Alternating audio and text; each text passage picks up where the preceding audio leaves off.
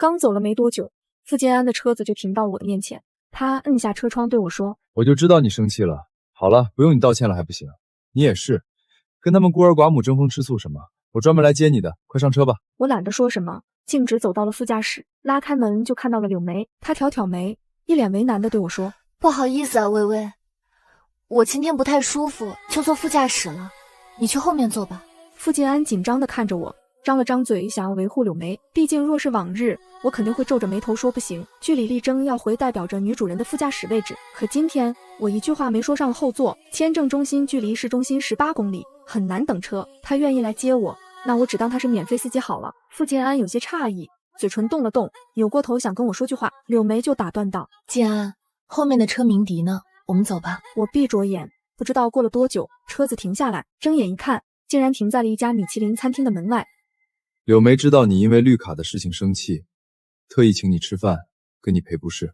不需要，我要回家。傅建安却笑着将我扯了出来。听话，等会儿我跟大嫂和你好好解释一下领证的事情。我面无表情地坐下，一晚上就看着他们3个人的亲密互动。一会儿柳梅娇嗔地将牛排递给傅建安，让他切；一会儿就是浩浩闹着让傅建安喂饭。我没了耐心，说道：“有什么话赶紧说吧。”傅建安慢条斯理地说道：“等我加个红酒。”刚点完餐，浩浩就自然痛洒了红酒。柳梅惊呼起来：“老婆，我带浩浩去洗手间擦一下衣服，你先等等我。”柳梅冲我递来得意的眼神，随后拉着傅建安离开。可我等了整整1个小时，也不见他们的人影，反倒是餐厅经理找来了，客气地说道：“小姐，我们已经打烊了，麻烦你结账，一共15万刀。”我愣住，下一秒，傅建安就给我发来了一条信息：“你非要为难大嫂跟孩子，还不肯道歉，不过是因为我把你宠过头了。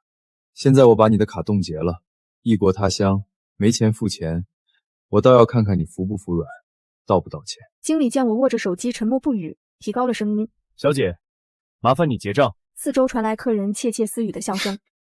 没有钱来这里消费什么？真是丢人！这样的人就该赶紧滚回他们家。无数嘲讽的目光落在我身上，像一记响亮的耳光，手机还在响个不停。余威，给大嫂道歉认错，保证以后再也不许提这个事情，否则你就被扣在店里，或者扭送去监狱吧。我面无表情地看完他的信息，随后抬头对经理说道：“去给你们的店长打电话，就说于小姐来了。”经理不知道这句话什么意思，但潜意识告诉他，他必须要按照我说的去做。经理走后，我从钱包里拿出了那张银行卡，掰断丢进了垃圾桶里。傅建安好像真的把我当成只能依附于他的菟丝子花，可他不知道，我早就继承了父辈留下的资产，旗下产业更是遍布全球。我一直没有告诉他这些，只是因为当初父母去世的时候立下遗嘱，如果我要结婚，必须要隐瞒身份跟对方结婚。一旦对方知道我的真实身份后，我全部的财产都会被家族基金会收走，每年只能领取分红。我知道他们是为了防止我被吃绝户。曾经的我以为傅建安是不一样的，他上进又努力，靠着不菲的成绩留校成了老师，甚至还拿到了公派出国的进修机会。可名单出来后，那个名额给了关系户。傅建安大受打击，颓废地将自己关在书房里。我不忍心看着他明珠蒙尘，便偷偷让助理给海外名校资助了一栋楼，换来了一个联合培养的机会和一个客座教授的岗位。傅建安知道这个消息后喜极而泣，抱着我哽咽道：“微微，我会在外面好好打拼，等我出人头地，我就接你来这里定居。”我在意的是不想每年只能跟他团聚短短3个月。想到这里，我嘴角露出一抹自嘲的笑容。傅建安原来压根就没想过让我长久地留在这里陪着他，他的合法身份早就给了柳梅，难怪每一次回来，我都会从安国的家里看到一些不属于我的东西。难怪每一次明明还不到3个月，傅建安就会帮我收拾好行李，让我早点回去。原来是在我不在的那9个月里，我精心布置的房子里有了另一个女主人。没一会，店长就走了进来，一看到我立马弯腰问好，随后便对经理说道：“于小姐是我们的 boss， 她的账单不用记。”凭什么不计较？我轻点着头顶的监控摄像头说道：“恶意逃单，应该立刻报警。按照当地法规，该10倍追回欠款。”傅静安，有些话你说反了。你一直以来心无介意的欺瞒我，不过是仗着我对你的宠爱罢了。当我的爱没有了，我倒要看看你该落到如何下场。我回到了家里，刚一推开门，就看到了无比温馨的一幕。浩浩坐在傅建安的怀里，缠着他讲故事。柳梅端着果盘，时不时喂给傅建安一颗葡萄，手指擦过傅建安的嘴唇。柳梅小脸一红，我却目光死死地盯着柳梅身上，那件的跟傅晋安身上相差无几的情侣睡衣，我曾买来央着傅晋安陪我穿，他不屑一顾。微微，太幼稚了，都是青春期小孩子们才穿的。第2年我再来的时候，那套睡衣便不见了，我一直以为是傅晋安扔掉了，没想到原来已经穿到另一个人的身上了。我一脚踹开了门，惊扰了房间里的3个人。柳眉惊呼一声，无措地躲到了傅晋安的身后。傅晋安有片刻的诧异，随后神色难堪地问道：你怎么回来了？我冷笑一声，我自己的家，我为什么不能回来？傅晋安语塞，刚想说什么，他怀里的浩浩已经像个小炮弹一样的冲了过来，头撞在我小腹上，我猛地跺了跺脚，后腰传来钻心的痛感，也踉跄着跌坐在地上。坏女人，都是你！每次你来，我跟妈妈就要离开家。你这个坏女人，你自己没有家吗？为什么要霸占我们的家？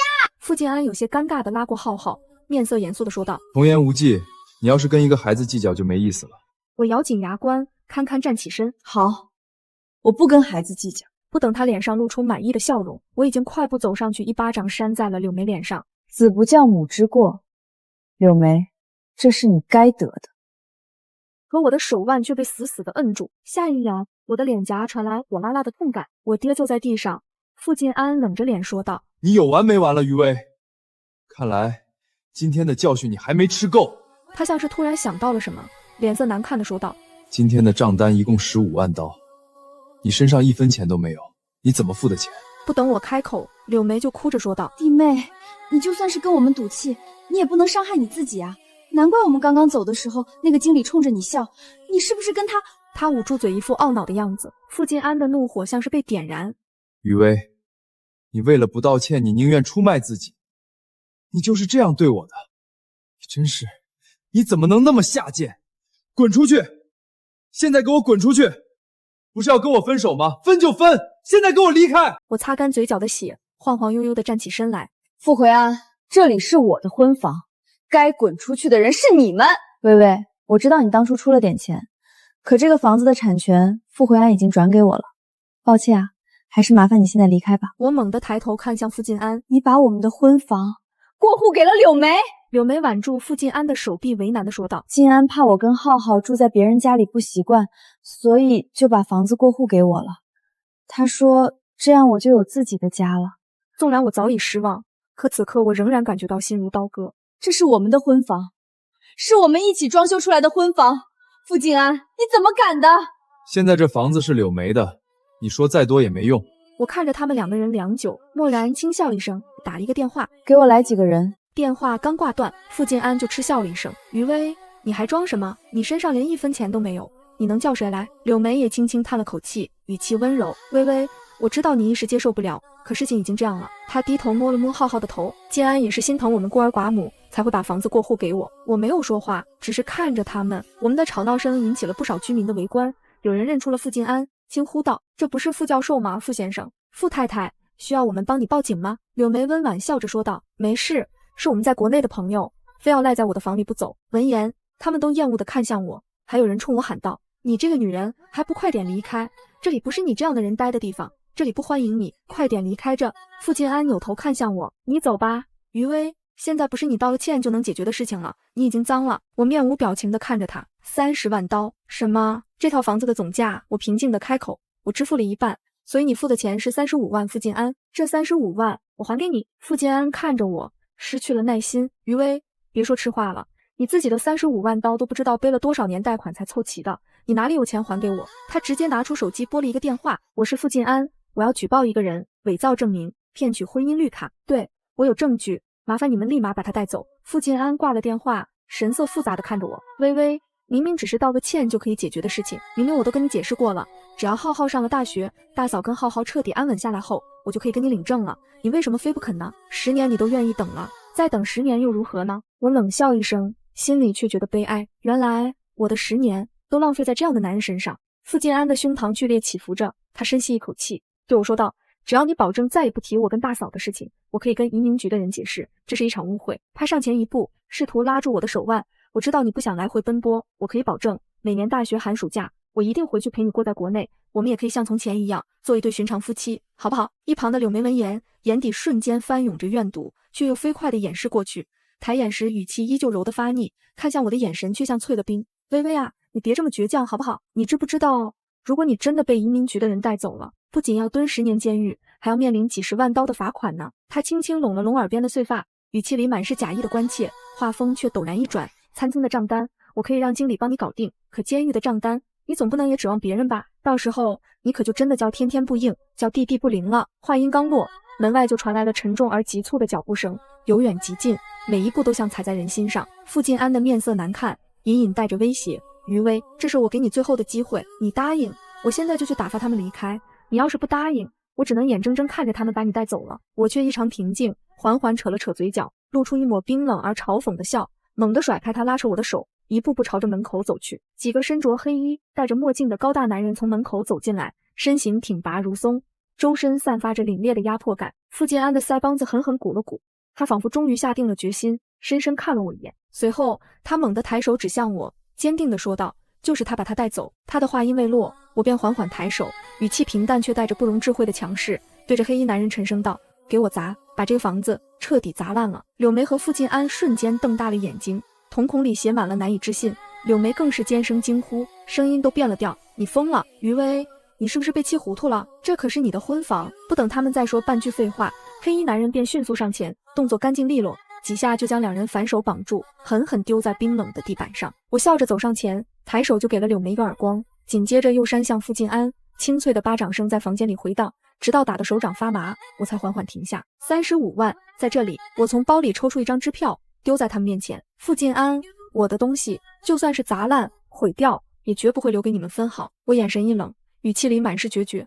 砸了不够，给我上炸药，我要把这个脏了的婚房彻底夷为平地，一点痕迹都不留。余威，你疯了！我可是 M 国重点保护人员，你这是在作死，是在触犯法律。傅晋安歇斯底里的嘶吼，柳梅也吓得浑身发抖，脸色惨白如纸。就在他们惊恐的尖叫声中，轰隆一声巨响，整个房子瞬间被火光吞噬，转眼就变成了一片狼藉的废墟。巨大的轰鸣声震得地面都微微发颤，方圆几里内的住户纷纷探出头张望，很快就引起了官方的注意。短短几分钟后，刺耳的警笛声由远及近，无数辆印着移民局和安保局标志的车辆疾驰而来，稳稳停在废墟门口，将整片区域团团围住。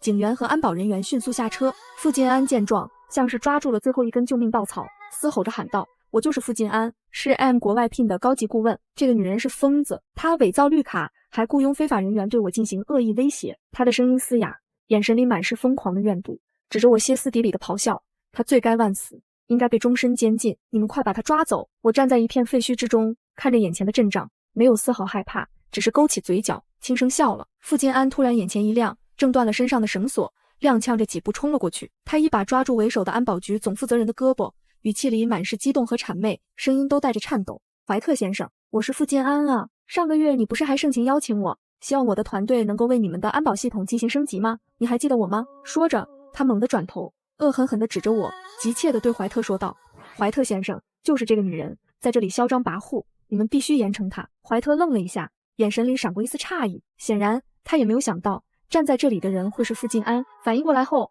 怀特很快露出一副惊讶又殷勤的表情，语气恭敬：傅先生，真的是您？他又扫了一眼周围的废墟，满脸疑惑：您怎么会在这里，还弄得这么狼狈？傅晋安瞬间松了一口气，紧绷的身体放松下来，仿佛终于找到了坚实的靠山，腰杆都挺直了几分，身上的狼狈也仿佛淡了些。他指着我，声音立刻冷了下来，语气里满是控诉：怀特先生，就是这个女人，她精神失常，雇佣了一群来历不明的人，强行闯进我家，不仅对我和柳梅动手，还把我的房子炸成这样。柳梅被他扶着，脸色苍白如纸，眼神里满是惊惧。浩浩紧紧抓着傅晋安的衣服，浑身还在不停发抖。怀特顺着傅晋安指的方向看了我一眼，眉头瞬间紧紧皱起，神色变得严肃起来，沉声道：把这些人控制住。话音刚落，几名安保人员立刻冲了过来，几下就将我的黑衣手下按倒在地上，动弹不得。紧接着我也被人一把扣住手腕。怀特冷声吩咐道：这个女人一起带走，涉嫌雇佣非法人员，恶意破坏公共安全。我没有丝毫挣扎，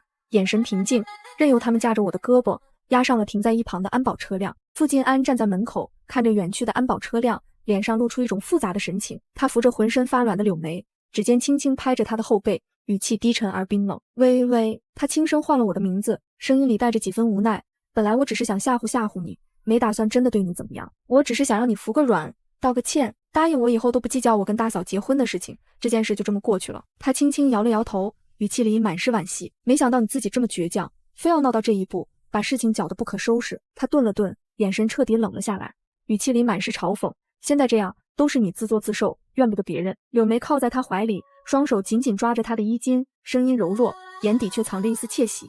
晋安，他不会真的坐牢吧？毕竟事情闹得这么大，会不会牵连到我们？傅晋安冷笑一声，语气里满是不屑。谁让他没有脑子，分不清轻重，非要把事情闹得人尽皆知。他落到这步田地，都是他咎由自取。他忽然抬手指向那些被按在地上动弹不得的黑衣人，眼神阴鸷。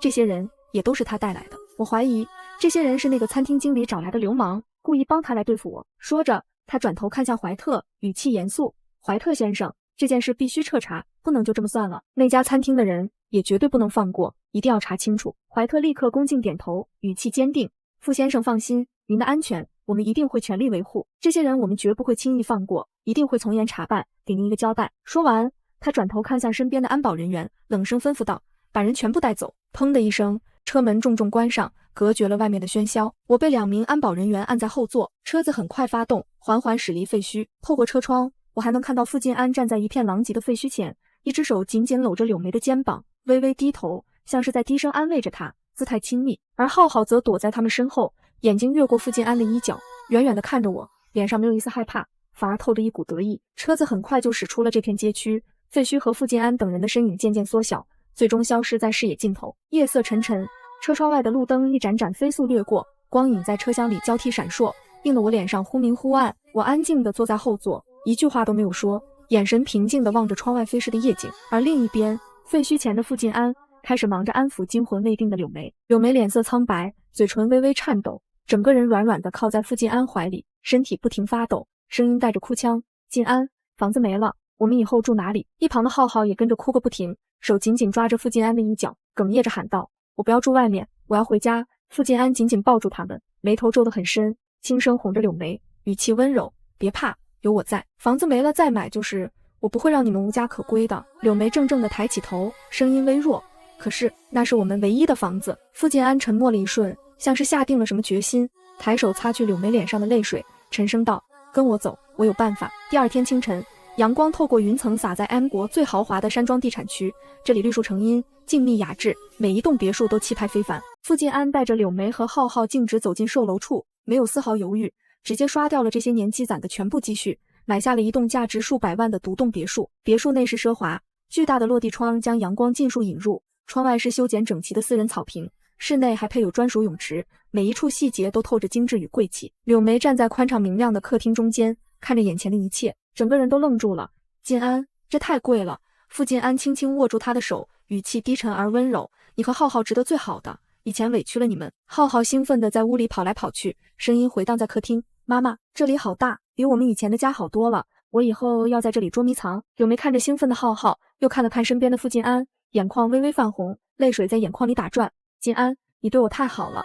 傅晋安轻轻将他拥入怀中，下巴抵在他的发顶，语气带着愧疚：这些年是我亏欠你和浩浩，以后我会好好补偿你们。这温馨的一幕早已被暗中守候的媒体拍了下来。当天下午，著名科研顾问豪掷千万为爱妻购置豪宅，话题强势冲上热搜，瞬间引爆全网，评论区里一片沸腾。有人称赞这才是真男人，宠妻宠娃太让人羡慕了。听说是某个疯女人得了妄想症，找流氓炸了人家的婚房，还有人附和。听说那个女人已经被抓了，真是活该，自食恶果。更有甚者，直接在网上对我恶语相向，这种心术不正的疯子就该关一辈子。等他进了监狱，我第一个找人去教育他，让他知道什么叫规矩。一时间，傅晋安的粉丝、他的科研追随者，甚至不少业内同行，都纷纷公开发声支持他，谴责我的恶行。傅晋安俨然成了这场风波里最大的受害者。趁着这股舆论热潮，傅晋安干脆在社交平台上发布了一张照片，彻底坐实了自己深情好男人的形象。照片里，柳眉站在别墅花园中，微风拂动她的发丝，脸上带着温婉的笑意。浩浩骑在傅晋安肩上，小手紧紧抓着她的头发。傅晋安一只手稳稳拖着浩浩的腿，另一只手亲昵地搂着柳眉的腰，眼底满是温柔。配文只有简短的一句话：家人才是我最重要的责任。这条动态一经发布，网络再次沸腾，评论区瞬间被赞美声淹没，所有人都被这温馨的一幕打动，更加认定我是那个破坏别人家庭的疯子，也笃定我已经彻底完了。当晚，城中心的5星级酒店里，水晶灯流光溢彩，落地窗外灯火璀璨，整个城市的夜景尽收眼底。傅晋安带着柳梅和浩浩坐在窗边的位置，浩浩坐在旁边，低着头专注地玩着平板，时不时发出清脆的笑声。柳梅端着一杯红酒，指尖轻轻抹挲着杯壁，脸上带着浅浅的笑意。晋安，今天网上好多新闻，全是夸你的，都说你是宠妻宠娃的好男人。他说着，轻轻靠向傅晋安的肩膀，声音温柔，谢谢你，谢谢你给我和浩浩一个这么好的家，让我们能过上安稳日子。浩浩听到这话，立刻抬起头，眼睛亮晶晶的，兴奋地说道，那我是不是可以叫爸爸了？不用再喊叔叔了。傅晋安的脸色柔和了一些，他抬手给柳梅夹了一块切好的牛排，语气温和，以后我们好好过日子。柳梅看着碗里的牛排，眼眶微微泛红，声音带着哽咽，晋安。就在这时，浩浩突然皱起小眉头，说道，爸爸，为什么还不上菜啊？我都饿了。众人低头看去，桌子上只有一份精致的前菜，他们点的主菜却迟迟没有送来。柳眉眉宇间染上几分疑惑，轻轻抬了抬手，扬声唤道，服务员，语气带着几分不易察觉的催促，我们点的餐什么时候上？都等了这么久了，孩子都饿了。不远处的服务员闻声走了过来，神情有些古怪，语气生硬地说道，请稍等，我去催一下后厨。说完便快步转身离开。又过了几分钟，主菜依旧没有送来，傅晋安的脸色也渐渐沉了下来，指尖不自觉地攥紧了餐具。就在这时，餐厅的大门忽然被推开，几名身着制服的男人走了进来，身后还跟着一个熟悉的身影，正是那家餐厅的经理。原本喧闹的餐厅瞬间安静了下来，所有食客的目光都被这一行人吸引过去，纷纷转头张望，眼神里满是好奇。经理径直穿过人群，走到傅晋安的餐桌前，抬手将一张打印好的账单轻轻放在桌子上。傅先生，你好，您之前在我们餐厅的连锁门店消费了15万美金，这笔账单至今未支付，请您现在结清。话音刚落，整个餐厅瞬间响起一阵窃窃私语，声音不大，却清晰地传入傅晋安耳中。傅晋安，是不是那个最近很火的科研顾问？不是说很厉害，还豪掷千万买豪宅吗？怎么连15万美金的餐费都逃单？也太离谱了吧！傅晋安的脸色瞬间变得青一阵白一阵，难看的无地自容。他感觉所有的目光都像针一样扎在自己身上，他猛地站起身，椅子腿在地板上划出刺耳的声响，死死瞪着经理，语气里满是暴怒与质问，你们是一伙的，你们是不是也跟余威串通好了，故意来这里羞辱我？他深吸一口气，嘴角勾起一抹不屑的冷笑，你们知不知道他已经进去了？经理面无表情，仿佛没听见他的话一般，语气冷淡，傅先生，请您先支付账单。他顿了顿，目光扫过傅晋安铁青的脸，补充道，否则我们只能按照法律程序处理，届时不仅要追究您的欠款责任，还会通知相关部门介入。经理的话像一颗石子投入平静的湖面，餐厅里的议论声瞬间变得更大了。傅晋安的脸色难看到了极点，耳根通红，又羞又怒。他深知自己此刻已是众目睽睽之下，若是再僵持下去，只会更丢脸。他咬了咬牙，压下心头的戾气，不再废话，直接从钱包里掏出一张银行卡，刷卡。经理面无表情地从随身的包里拿出 POS 机，放在傅晋安面前。滴，清脆的提示音响起，傅晋安的心猛地一沉。下一秒， POS 机的屏幕上清晰地跳出一行字，交易失败。傅晋安眉头紧紧皱起，以为是自己操作失误，语气不耐烦地对经理说，再刷一次。滴，又是一声清脆的提示音，屏幕上依旧是那行刺眼的交易失败。傅晋安的脸色瞬间有些僵硬，眼神里闪过一丝慌乱，他从钱包里翻出另一张银行卡，快速放进 POS 机。滴，还是失败。傅晋安的呼吸变得急促起来，额角渗出了细密的冷汗。他又慌乱地换了第3张卡，几乎是颤抖着按下密码，可结果依旧一样，交易失败4个大字像一把把尖刀，刺得他无地自容。傅晋安的手僵在半空，拿着银行卡的指尖微微发抖，整个人像被定住了一般，脸上血色尽失。一旁的柳梅脸上的笑容早已慢慢消失，取而代之的是疑惑与不安。她紧紧攥着衣角，眼神慌乱地看着傅晋安，一句话也不敢说。周围的议论声愈发肆无忌惮，有人低声调侃，不会真的没钱吧？不是豪掷千万买豪宅吗？装什么大款呢？连15万餐费都付不起，太可笑了。傅晋安的额头开始冒冷汗，顺着脸颊滑落，他猛地拿出手机，手指慌乱地拨通了银行的电话，语气急促而暴躁，我是傅晋安，为什么我的卡刷不了？赶紧给我解决。电话那头沉默了几秒，随后传来客服平静的声音，傅先生，你好，经查询，您的账户已被冻结。傅晋安浑身一震，语气更急，冻结？为什么冻结？客服依旧平静地说道，傅先生，这张卡的持卡人并不是您，账户已经被卡主申请冻结，无法进行任何交易。傅晋安像是被点燃的炸药，对着电话怒吼道，胡说，这是我的专属卡，是我一直用的卡，哪来的什么卡主？你们是不是搞错了？他的声音嘶哑，手指紧紧攥着手机，指节泛白。可电话那头的客服只机械地重复着一句话，抱歉，傅先生，这是账户所有人的操作，我们无法干预。话音刚落，电话便被无情挂断，听筒里只剩下嘟嘟的忙音。傅建安整个人僵在原地，他弄了几秒才猛地反应过来，又慌忙拨通了另一个号码。公司财务吗？快给我预支一笔费用，急用。电话那头沉默了片刻，传来一阵迟疑而疏离的声音。傅先生，很抱歉，您已经被公司解雇了，您的所有权限都已被取消，无法预支任何费用。顿了顿，对方又补充道，另外，您的科研团队也已经正式将您除名，后续相关事宜我们会通过邮件通知您。又是一阵忙音传来，傅建安彻底懵了，他站在原地，浑身的力气仿佛被瞬间抽空，眼神空洞，连站都有些站不稳，只能微微扶着桌子，才勉强没有倒下。一旁的经理还在面无表情地看着他，再次提醒道，傅先生，请您支付账单，否则我们将采取进一步措施。整个餐厅的人都在注视着这一幕，目光里满是嘲讽与看热闹的意味，有人低声议论，有人悄悄拍照，像是在看一场荒诞的笑话。那些目光像无数根针，密密麻麻扎在傅建安身上。傅建安的脸色瞬间涨得通红，额头青筋暴起，双手紧紧攥成拳头，指甲几乎要嵌进肉里，胸腔剧烈起伏，却一句话都说不出来。所有的骄傲与伪装在这一刻彻底崩塌。最后，他猛地转头看向身边的柳梅，眼神里满是急切，声音几乎是从牙缝里挤出来的，把包给我。柳梅被他突如其来的暴怒吓了一跳，愣在原地，下意识地问道，什么包？我说把你的包给我。傅建安嘶吼道。柳梅迟疑着，缓缓摘下肩上的爱马仕包，递了过去。傅建安又盯着她的手腕，咬牙道，还有手链。柳梅的脸色一下子变得惨白，眼眶泛红，声音带着哽咽，建安，这是你送我的生日礼物。少废话，先抵押。傅建安打断他，柳梅只能含着泪，颤抖着摘下手腕上的钻石手链，紧接着戒指、项链也一一摘下，递到经理面前。经理示意身边的人当场记录，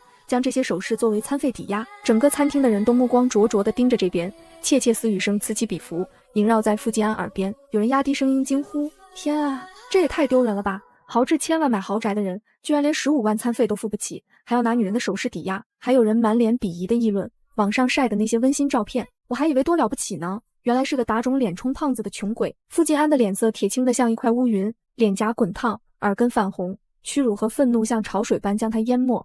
他死死咬着牙，一句话都没说。他拽着柳梅的手腕，又拉过一旁懵懂的浩浩，低着头，狼狈地挤出人群，几乎是逃一般地离开了餐厅。傅建安带着柳梅和浩浩一路沉默地回到了新买的豪宅。夜已经很深了，整栋别墅灯火通明，奢华的装修在灯光下显得格外冷清，客厅里的气氛更是压抑得让人喘不过气，一点都不轻松。柳梅一进门就猛地把空包丢在沙发上，她双手叉腰，脸色难看至极，语气里满是怨气和委屈。今天到底是怎么回事？为什么你的卡全部都刷不了？她越想越委屈，眼眶泛红，声音带着哽咽。还有刚才在餐厅，那么多人看着我们出丑，把首饰都抵押了，丢死人了！我这辈子都没这么丢人过。一旁的浩浩也哭了起来，扯着傅建安的衣角，哭闹着喊道，我饿了，我要吃刚才那个餐厅的牛排，我不要吃别的，我就要吃高档餐厅的牛排。傅建安疲惫地坐在沙发上，双手紧紧按着太阳穴，眉头拧成一团，整个人烦躁的不行，太阳穴突突直跳。他猛地抬起头，对着柳梅和浩浩低吼道，都安静一会儿，让我想想怎么回事，别再吵了。柳梅却冷笑一声，语气里满是嘲讽和质疑，想什么？你的卡突然被冻结，公司也把你开除了，科研团队也将你除名，你不是说你是 M 国最年轻的外聘顾问，很厉害吗？怎么会变成现在这个样子？傅建安的脸色变得更加阴沉，眼底翻涌着怒火，刚想开口辩解，门外忽然响起了一阵敲门声。柳梅皱起眉头，语气里满是不耐烦和疑惑，这么晚了，谁呀？这个点怎么还会有人来？他刚经历了餐厅的羞辱，此刻本就满心怨气，突如其来的敲门声更让他烦躁不已。傅建安深吸一口气，压下心头的烦躁与慌乱，起身朝门口走去。门一打开，傅建安瞬间愣住了，门外站着好几个人，为首的是一位身着笔挺西装的中年男人，面容严肃，气质沉稳，身后还跟着几名身着统一制服的安保人员。中年男人率先开口，傅先生你好，我们是银行与资产管理律师，我姓林。说着他微微颔首，姿态从容。傅建安的心头一沉，不安的预感愈发强烈，他皱紧眉头，语气里带着警惕和疑惑，律师什么意思？我没有涉及任何法律纠纷，你们找我干什么？林律师从随身的公文包里拿出一份文件，递到傅建安面前。傅先生，根据银行的调查，您前段时间购买这栋别墅的所有资金全部来自一张副卡账户。他顿了顿，继续说道，而这张副卡对应的主卡账户持有人已经正式向银行提出申诉，明确表示并不承认这笔购房交易，也从未授权您使用该笔资金。傅建安的脸色瞬间沉了下来，眼底翻涌着怒火，他猛地抬手推开文件，怒吼道：“胡说，这不可能！那张卡是我的卡，我用了这么久，怎么可能是非法使用？这就是我自己的卡。”面对傅建安的暴怒，林律师依旧神色平静：“很抱歉，傅先生，经过银行的核查，这笔交易已经被正式认定为非法使用他人资金，所以这栋房产将被暂时查封回收。”他话音刚落，便侧身让开位置，对着身后的安保人员沉声吩咐，请安保人员执行查封程序。几名安保人员立刻应声上前，径直走进别墅。柳梅见状，脸色一下子变得惨白如，拦在安保人员面前：“你们干什么？住手！这里是我们的家，你们凭什么闯进来？”傅建安也怒了，眼神猩红地瞪着林律师和安保人员，嘶吼道：“这是我的房子，我花了钱买的，你们凭什么查封？”林律师神色未变，缓缓翻开另一份文件。另外，根据银行流水记录，过去10年，您所有的消费，无论是日常开销、科研支出，还是前段时间购置豪宅、支付各类账单，几乎全部来自这张副卡。他抬眼看向傅进安，目光锐利如刀。目前，卡主已经正式向银行申请追回这10年内的全部消费资金。傅先生，您最好现在就准备偿还所有款项，否则您的行为将构成重大金融犯罪，面临的将是法律的严惩。这句话像一道惊雷，在客厅里炸开，空气瞬间陷入死寂。柳梅整个人都愣住了，脸上的血色彻底褪去，过了几秒才反应过来，10年，不关我的事啊，那些钱都是他要给我花的，我根本不知道卡有问题。傅进安则像被雷劈了一般，僵在原地，眼神空洞，嘴里反复念叨着：“卡主，哪里来的卡主？这就是我的卡，是我的补贴卡。”忽然，他像是想到了什么，眼睛瞬间亮了起来。对，这是外派机构给我办的卡，当年是他们给我安排的外派名额，也是他们统一办理的补贴卡，不可能有什么其他卡主。他颤抖着拿出手机，手指慌乱地在屏幕上滑动，翻找着一个号码，电话很快就被接通。喂，傅进安急切地对着电话说道：“我是傅进安，当年是你们给我的外派名额，也是你们给我的那张银行卡，现在我那张补贴卡被冻结了，还说我非法使用他人资金，到底是怎么回事啊？快帮我解释清楚。”电话那头沉默了几秒，随后传来一声意味深长的叹息，语气复杂：“傅先生，你真的不知道这张卡是谁给你的吗？”傅进安瞬间怔愣在原地，大脑一片空白，还没来得及细想这句话的含义，客厅里的投屏电视上，一条突发新闻强势登上所有媒体首页，标题格外刺眼：神秘投资人发布会，傅进安事件当事人现身。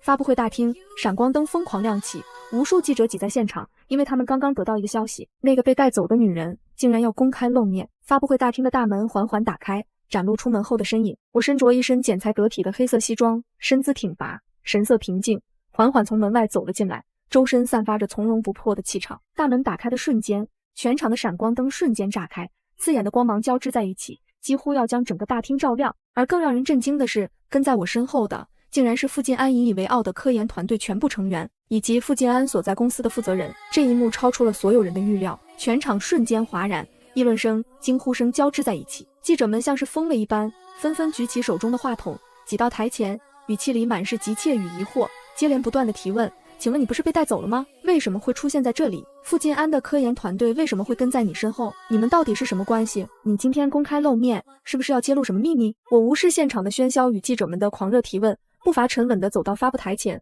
从主持人手中从容接过话筒。柔和的灯光落在我脸上，驱散了所有阴霾。我抬眼，平静地看向镜头，声音清晰而有力，透过话筒传遍整个大厅。大家好，我叫于薇。喧闹的现场安静了一瞬，所有记者都屏住呼吸，目光紧紧盯着我，等待着我接下来的话语。我微微停顿了一下，环视全场，随后缓缓开口：“是于氏资本主要投资人，M国多家科技公司的投资方。”我迎着所有人震惊的目光，平静地补充了一句，同时也是傅进安教授骗婚10年的对象。这句话像一颗重磅炸弹，在发布会现场轰然炸开，原本短暂的安静瞬间被彻底打破，惊呼声、议论声、相机快门声达到了顶峰，全场陷入一片沸腾。豪宅客厅里，傅进安早已彻底傻眼，他僵在原地，眼睛死死盯着投屏电视，脸上血色尽失。发布会现场，闪光灯依旧不停亮起，记者们挤得水泄不通，几乎要把话筒直接塞到我面前。急切的提问声此起彼伏，我稳稳站在发布台上，神色平静，缓缓开口：“过去10年，傅进安的所有科研项目、实验室设备、团队经费，甚至他口中的外派补贴，全部来自于是资本的投入。”话音刚落，台下瞬间再次掀起一片哗然，不少人脸上露出难以置信的神情，低声议论着，眼神里满是震撼。谁也没想到，傅进安引以为傲的科研成就，背后竟然全是被他污蔑的女人在支撑。我微微抬起头，目光坚定地看向镜头。可这10年，他却拿着我的钱伪造结婚证，一边骗我说是外派工作需要暂时分居，一边在国外和所谓的寡嫂柳梅生活在一起。台下有人倒吸了一口凉气，会场彻底炸开了锅。记者们的提问声如同潮水般涌来，愈发急切。于女士，您是说傅晋安长期骗婚？他和柳梅的关系到底是什么？那傅晋安的 M 国外聘顾问身份，还有他的绿卡是怎么来的？所谓的寡嫂又是什么身份？我缓缓抬手，示意大家安静。全场的喧嚣渐渐平息。今天这场发布会，除了向大家说明事实真相之外，我还有2件事要正式宣布。说着，我翻开手中的文件，目光扫过全场。第一，于是资本即日起正式终止所有对傅晋安相关科研项目、实验室及团队的全部投资。同时，我将向行业内所有合作机构发出建议，停止与傅晋安的一切合作。这句话再次让台下炸开了锅，议论声、惊呼声交织在一起。记者们想要追问更多细节，我没有停顿，继续说道：第二，我将正式启动法律程序，通过法律途径追回过去10年间傅晋安通过那张副卡使用的全部资金。这些资金包括但不限于他的科研经费、生活开支、房产以及奢侈品消费。我顿了顿，抬眼看向镜头，经统计，这笔金额大约9700万美金。全场死一样安静。下一秒，记者们几乎疯了一样站起来，消息瞬间冲上全球媒体。与此同时的另一边，傅晋安早已双腿一软，瘫倒在地上，眼神空洞，彻底陷入了绝望。他已彻底失去了一切。科研机构第一时间发布声明，取消与他的所有合作。聘任他的大学也火速发文，终止其所有聘任职务。原本有意向合作的投资方纷纷撤资，甚至要求赔偿损失。就连曾经追捧他的学术圈也迅速与他切割，无人再提及他的科研成就。不到1周时间，傅晋安的名字就从所有科研项目、学术名单里彻底消失，而他的家里早已乱作一团。柳梅彻底疯了，她双眼赤红，双手胡乱抓起客厅里的摆件、餐具，狠狠砸在地上，碎裂的声响刺耳难听。你骗我，傅晋安，你这个骗子！他嘶吼着，声音嘶哑。你不是说那些钱都是你的科研补贴吗？你不是说你很有钱吗？现在要追回9000万美金，你拿什么还？我们都要被你害死了！浩浩被这疯狂的场面吓得缩在角落，不停哭闹，稚嫩的哭声夹杂着柳梅的嘶吼，让整个别墅都充满了绝望的气息。傅晋安脸色阴沉，积压的怒火瞬间爆发，对着柳梅低吼：闭嘴，都给我闭嘴！柳梅却彻底撕破了往日的温婉伪装。傅晋安，我要离婚，我才不要跟你一起坐牢！傅晋安嘴角勾起一抹冰冷的冷笑，语气阴鸷：离婚？你以为你有资格跟我谈离婚？他慢慢拿出手机，拨通了一个电话，语气冰冷而决绝：移民局吗？我要撤回一份绿卡担保。柳梅脸色瞬间惨白，尖叫着冲过去：你疯了！傅晋安，你不能这么做！电话那头确认完信息后，傅晋安直接挂断电话，眼神里满是嘲讽：你以为那张绿卡是谁给你的？是我。离婚可以，你从哪里来的就滚回哪里去！柳梅看着傅晋安狠厉的眼神，彻底崩溃了，双腿一软瘫倒在地，绝望的哭声在空旷的别墅里回荡。我后来才知道，所谓的寡嫂从头到尾都是骗局，柳梅根本不是他嫂子，而是他老家娶的媳妇。大学的时候，傅晋安认识了我，他看上了我本地人的身份，为了留在这里，他隐瞒了柳梅的存在，和我谈了恋爱。后来，他一边靠着我飞黄腾达，边把柳梅和孩子接到国外，想要坐享其人之福。我听到这些的时候，只觉得恶心。10年像喂了狗。后来，柳梅很快又攀上了一个当地男人，想靠对方再混一张绿卡，可没过多久，那个男人就把他赶出了门。他带着浩浩流落街头，浩浩也越来越叛逆，跟着当地帮派混。后来一次冲突里被人打断了腿，而傅晋安因为金融案件和欺诈记录，再也拿不到国内签证，无法回国，只能在 M 国干些苦力活动来维持生计。他试图联系我，发了无数封邮件，想要挽回，可那些邮件全部都进了垃圾桶里。最后有人在街头见过他，穿着破旧的外套，像个流浪汉，而我站在新的发布会上，灯光璀璨，全球媒体到场，我签下了新的投资协议，北美最大的科技基金正式成立。记者问我：于小姐，你后悔过吗？我笑了一下：后悔什么？后悔10年为了一条狗。我看向镜头，语气平静：不会，因为从那天开始，我再也不会浪费时间去爱一个不配的人。